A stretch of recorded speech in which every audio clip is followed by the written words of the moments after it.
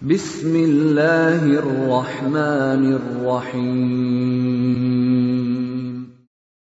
وَلْتَكُنْ مِنْكُمْ أُمَّةٌ يَدْعُونَ إِلَى الْخَيْرِ وَيَأْمُرُونَ بِالْمَعْرُوفِ وَيَنْهَوْنَ عَنِ الْمُنْكَرِ. Assalamualaikum warahmatullahi wabarakatuh. Alhamdulillah, ibu sekalian, kita belajar dari Nabi Musa bagaimana Nabi Musa menuntut ilmu. Seandainya tidak ada dalil lain, seandainya tidak ada keterangan lain dari Al-Quran maupun hadis tentang fadilah ilmu, keutamaan menuntut ilmu, sebab sudah cukup ketika Nabi Musa alaihissalam sudah jadi nabi, sudah jadi rasul. Pasti kesibukannya sebagai nabi, kesibukannya sebagai rasul, berdakwah, mengawal umat, tapi dia tinggalkan pekerjaan ini. Dia tinggalkan mengawal umat, lalu pergi mencari ilmu. Beliau nabi dan rasul, pasti pekerjaan sebagai nabi dan rasul mendidik umat sebagaimana tugas nabi dan rasul. Walladzi ba'atsa fil ummiyina rasulan minhum yatlu 'alaihim ayatihi wa yu'allimuhumul kitab wal hikmah. Itu huwa alladzi ba'atsa fil ummiyina rasulan minhum yatlu 'alaihim ayatihi wa yu'allimul kitab wal hikmah wa yuzakkihim. Rasul itu terus menerus yatlu 'alaihim, baca ayat, wal hikmah, sampaikan pesan ilmu yang bernama hikmah, wa yuzakkihim, mensucikan hamba-hamba Allah dengan mengajarkan at-tazkiyah lil nufus, membersihkan jiwa, dibersihkan dari syirik, dibersihkan dari perkara-perkara yang tidak layak. Tidak ada lagi pekerjaan dan profesi tertinggi melebihi Nabi dan Rasul. Tapi Nabi Musa pergi mencari ilmu. Seandainya tidak ada dalil lain, keterangan lain yang bicara tentang fadilah ilmu, perginya Nabi Musa itu mencari ilmu sudah cukup keterangan sangat jelas. Ilmu itu pergi. Ilmu itu kebutuhan, karena Nabi Musa sendiri pergi mencari ilmu. Dan ini saya ingatkan sekali lagi, ya Allah, jangan bosan dan jangan sombong duduk di majelis ilmu.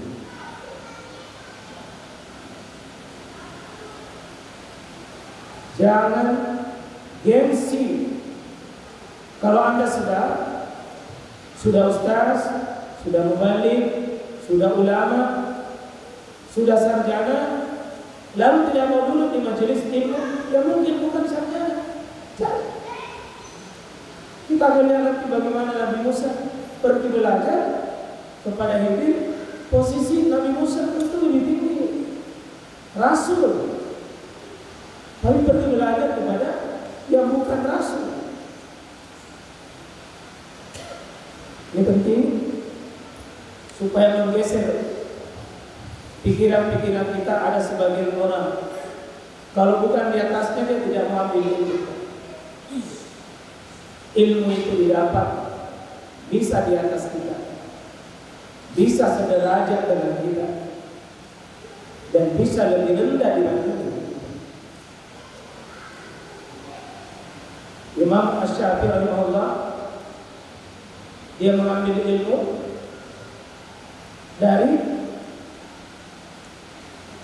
pemeliharaan anjing dan tukang pelihara anjing. Imam Syafi'i dengan kemuliaan ilmunya, siapa yang bisa tandingi? Tapi ada yang tidak diketahui Imam Syafi'i. Apa itu? Apa ciri-cirinya anjing yang sudah balik, yang sudah dewasa? Imam Syafi'i tidak tahu. Tapi pemelihara anjing tahu membedakan anjing anak-anak dengan anjing yang bukan anak-anak, diketahui cara kencingnya. Anjing yang sudah dewasa, kencingnya angkat satu kaki. Kalau anjing yang belum dewasa, dia tidak angkat kaki. Kalau sudah dewasa, angkat satu. Tapi kan kita bukan anjing. Ini menunjukkan ilmu itu sehebat apapun, ada yang kita tidak ketahui.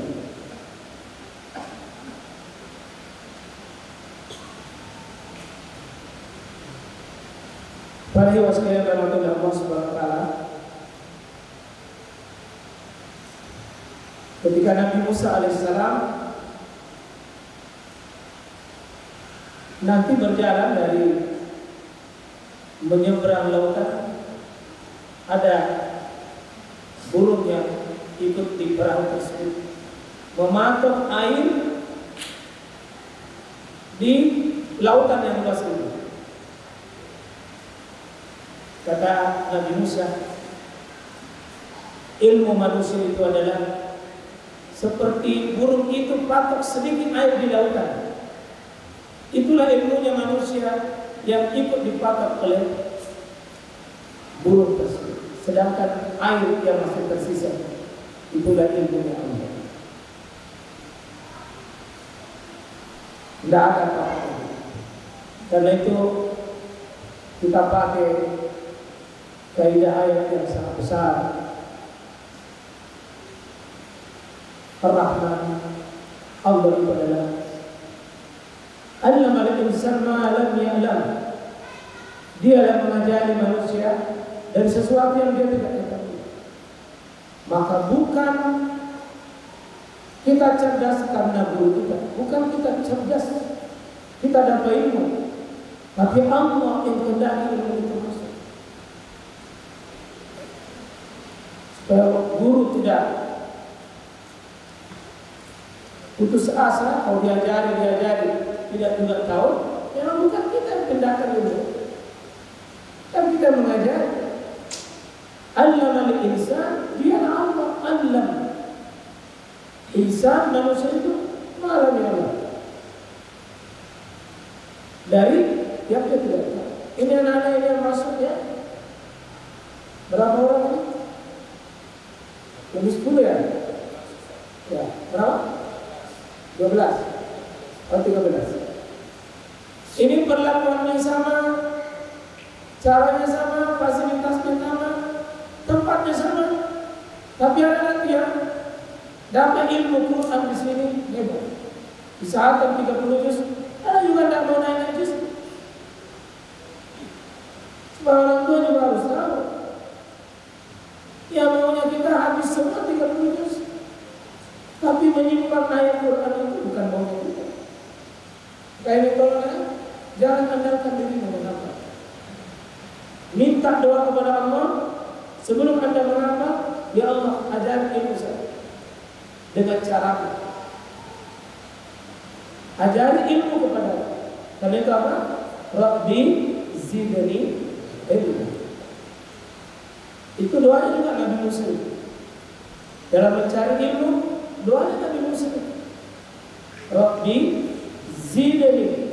Oh nanti lapasnya berbeda kata saya. Rabbi zidni. Bukan si zid. Zada yazid zid. Zidni. Tambahkan ilmu. Itu bunyinya Rabbi zidni ilma. Adapun warzuqni ma'amada itu bukan sambungannya. Itu tambahan. Bukan dari ayat, bukan dari hadis.